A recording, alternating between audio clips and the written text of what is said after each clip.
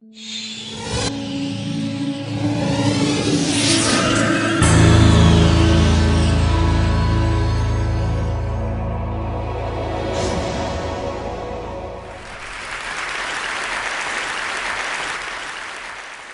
I was privileged to train in transplantation under two great surgical pioneers, Thomas Tazel, who performed the world's first successful liver transplant in 1967, and Saroy Khan, who performed the first liver transplant in the UK in the following year.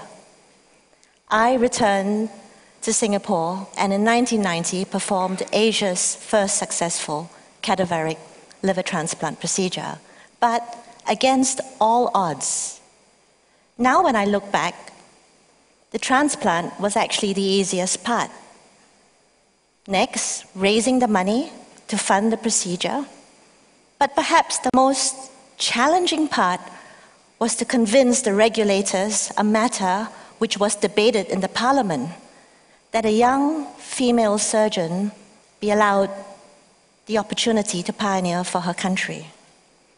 But 20 years on, my patient Surinder is Asia's longest surviving cadaveric liver transplant to date.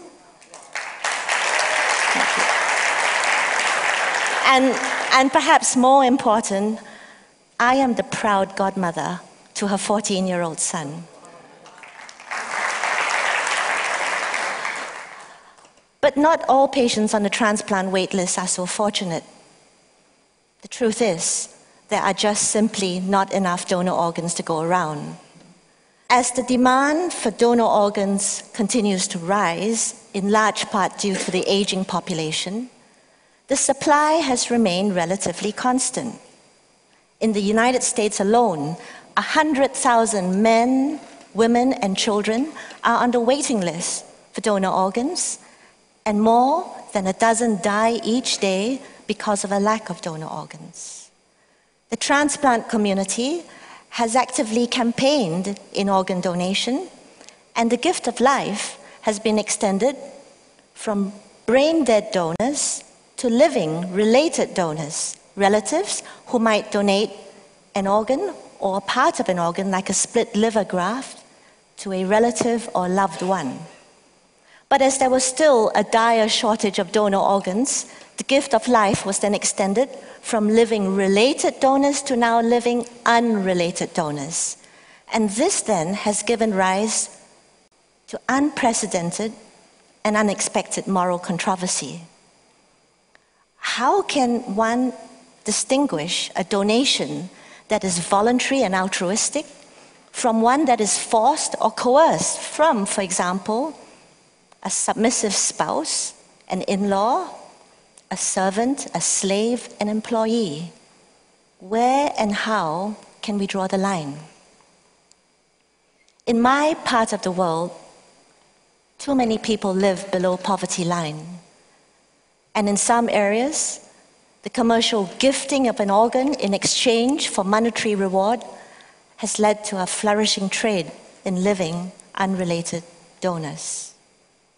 Shortly after I performed the first liver transplant, I received my next assignment, and that was to go to the prisons to harvest organs from executed prisoners. I was also pregnant at the time. Pregnancies are meant to be happy and fulfilling moments in any woman's life. But my joyful period was marred by solemn and morbid thoughts. Thoughts of walking through the prison's high-security death row, as this was the only route to take me to the makeshift operating room. And at each time, I would feel the chilling stares of condemned prisoners' eyes follow me. And for 2 years, I struggled with the dilemma of waking up at 4:30 a.m. on a Friday morning, driving to the prison, getting gowned, gloved, and scrubbed, ready to receive the body of an executed prisoner, remove the organs, and then transport these organs to the recipient hospital, and then graft the gift of life to a recipient the same afternoon. No doubt I was informed that consent had been obtained. But in my life, the one fulfilling skill that I had was now invoking feelings of conflict. Conflict ranging from extreme sorrow and doubt at dawn to celebratory joy at engrafting the gift of life at dusk. In my team, the lives of one or two of my colleagues were tainted by this experience. Some others may have been sublimated, but really none of us remained the same. I was troubled that the retrieval of organs from executed prisoners was at least as morally controversial as the harvesting of stem cells from human embryos. And in my mind, I realized as a surgical pioneer that the purpose of my position of influence was surely to speak up for those who have no influence. It made me wonder if there could be a better way, a way to circumvent death and yet deliver the gift of life that might exponentially impact millions of patients worldwide. Now, just about that time, the practice of surgery evolved from big to small, from wide open incisions to keyhole procedures, tiny incisions. And in transplantation, concepts shifted from whole organs to cells. In 1988, at the University of Minnesota, I participated in a small series of whole organ pancreas transplants. I witnessed the technical difficulty, and this inspired in my mind a shift from transplanting whole organs to perhaps transplanting cells. I thought to myself, why not take the individual cells out of the pancreas, the cells that secrete insulin to cure diabetes, and transplant these cells? Technically, a much simpler procedure than having to grapple with the complexities of transplanting a whole organ. And at that time, stem cell research had gained momentum following the isolation of the world's first human embryonic stem cells in the 1990s. The observation that stem cells as master cells could give rise to a whole variety of different cell types, heart cells, liver cells, pancreatic islet cells, captured the attention of the media and the imagination of the public. I too was fascinated by this new and disruptive cell technology, and this inspired a shift in my mindset from transplanting whole organs to transplanting cells. And I focused my research on stem cells as a possible source for cell transplants. Today we realize that there are many different types of stem cells. Embryonic stem cells have occupied center stage, chiefly because of their pluripotency, that is, their ease in differentiating into a variety of different cell types. But the moral controversy surrounding embryonic stem cells, the fact that these cells are derived from 5-day-old human embryos, has encouraged research into other types of stem cells.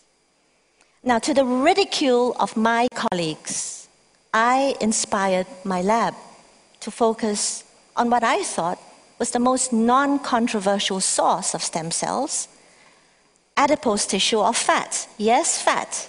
Nowadays available in abundant supply. You and I think, would be very happy to get rid of anyway. Fat-derived stem cells are adult stem cells. And adult stem cells are found in you and me, in our blood, in our bone marrow, in our fat, our skin, and other organs. And as it turns out, fat is one of the best sources of adult stem cells. But adult stem cells are not embryonic stem cells. And here is the limitation. Adult stem cells are mature cells, and like mature human beings, these cells are more restricted in their thought and more restricted in their behavior, and are unable to give rise to the wide variety of specialized cell types as embryonic stem cells. But in 2007, two remarkable individuals, Shinya Yamanaka of Japan and Jamie Thompson of the United States, made an astounding discovery.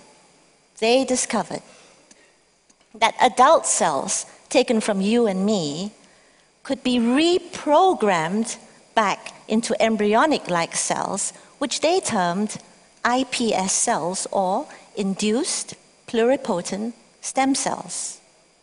And so guess what? Scientists around the world and in the labs are racing to convert aging adult cells from you and me. They are racing to reprogram these cells back into more youthful iPS cells.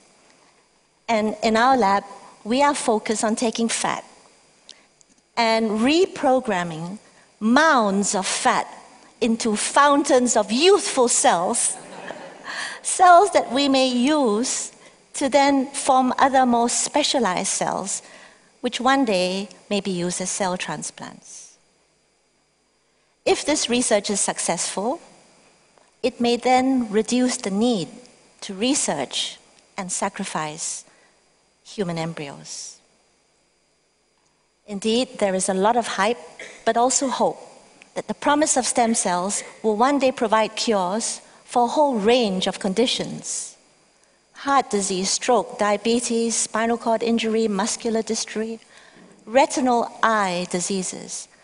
Are any of these conditions relevant personally to you?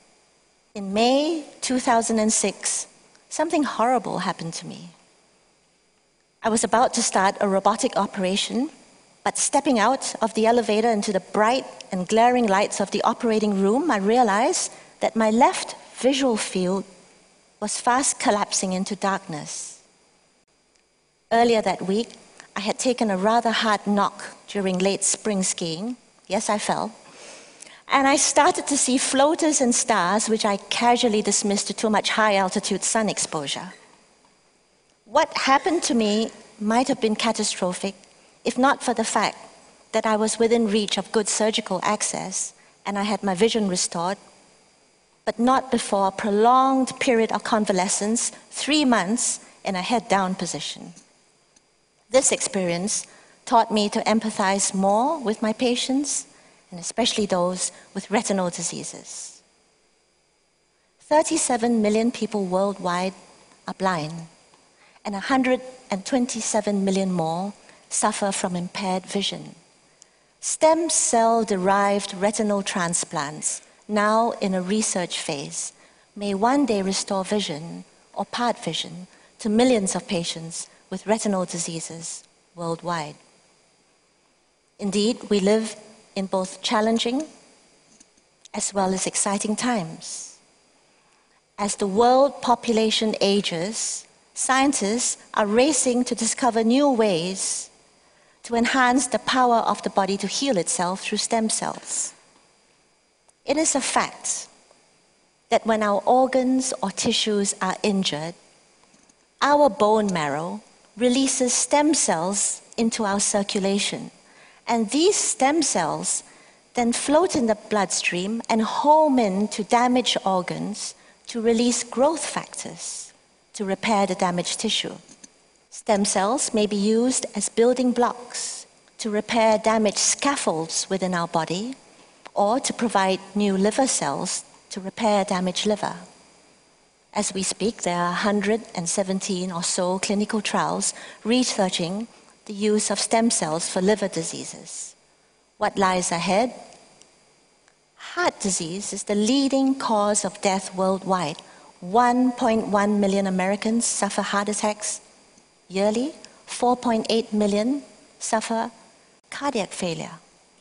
Stem cells may be used to deliver growth factors, to repair damaged heart muscle, or be differentiated into heart muscle cells to restore heart function.